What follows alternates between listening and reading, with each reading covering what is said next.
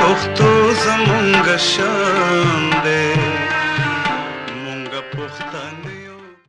د خیبر د دنګو غرونو په منځ کې د ډیورن لانجمنې کرښې ته څیرمه دغه د تیمور لنګ پانسي ګاټ دی. تاریخ پوهان وایي چې په 1481 عیسوي کال کې کله چې تیمور لنګ د افغانستان مغربي ولایت هرات فتح کړو نو د هغې وروسته یې دلته پانسي ګاټ جوړ کړو. وجه یې دا وه چې خپلو دښمنانو ته په یوه سخته طریقه مرګ ورکړي. چنګیز خان او هلاکو خان په څېر تیمور لنګ هم یو ظالم او جابر بادشاه تیر شوی دی. خو ځینې تاریخ پوهان بیا وایي چې د خیبر اوسېدونکي ډېر زړور او غیرتمند وو. هغوی د هېرولو لپاره یې پانسي ګاټ ته ځکه دغه ځای ټاکلی و. تاریخ پوهان وایي تیمور لنګ په دغه پانسي ګاټ کې یو غټ سورنګ جوړ کړی و چې ورکې یې د اوسپنې چړې او پترې یې لګولي وو چې کله به یې کوم تن ته پانسي ورکوله نو په دې سورنګ کې به یې د سر نه خطا کړو او چې تر بیخ به رسېدو نو هغه تن به ټوټې ټوټې شوی و. تیمور لنګ به چې کله هم یو چا ته پانسي ورکوله نو هغه به ترې خوند اخیستو. خو بیا ځینې تاریخ پوهان داسې هم وایي چې افغانستان ځینې واکمنانو هم دغه پانسي ګاټ د خپلو سیاسي ګټو لپاره استعمال کړی و. خپلو سیاسي دښمنانو ته به یې ورکې مرګ ژوبله اړوله. تیمور لنګ د واک زمانه 1415 عیسوي نه واخله تر 1405 عیسوي پورې وه. تیمور لنګ چې به کله هم چاته پانسي ورکوله نو د سر پرې کولو او د هغه څخه د وینو دارې وهل به ورته ډېر خوند ورکولو.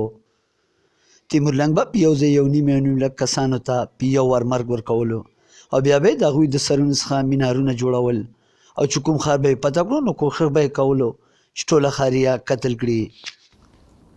د پښتنو خاوره ډېره زوروره ده. د تیمور لنګ نه راواخله تر اوسه پورې چې کوم واکداران دا کوښښ کوي چې د پښتنو ځمکه به خپله کړو خو دا ارمان به ځان سره ګور ته یوسي. کیمرامین نبیل شینواري سره مینوال شینواري، پښتو ژورنال خیبر. مونږ پښتانه یو په وطن مسلم قربان دی مونږ یو د خیبر زلمې پښتو زمونږ شان دی مونږ پښتانه یو په وطن مسلم قربان دی.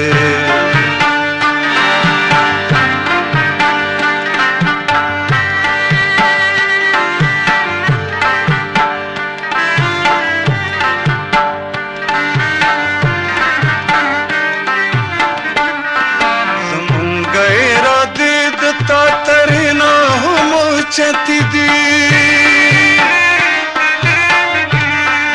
زمونږ اراده د تا ترینا هم چتی دی په وینو کې زمونږ خزانې د غیرت پټې دي مونږ توریالي او د وطن په مونږ ګران دی مونږ پښتانه یو په وطن ځان قربان دی مونږ یو د خیبر زلمې پښتو زمونږ شان دی مونږ پښتانه یو په وطن ځان قربان دی.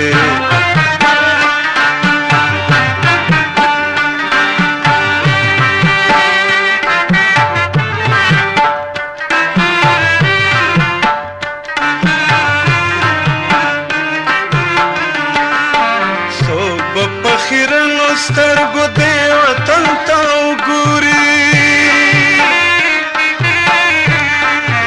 څوک به په خیرنو سترګو دې وطن ته وګوري سترګې به ترې وباسو چې دې چمن ته وګوري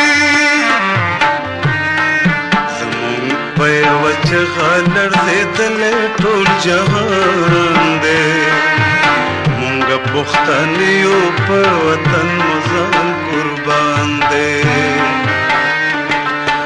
مونږ یو د خیبر زلمې پښتو زمونږ شان دی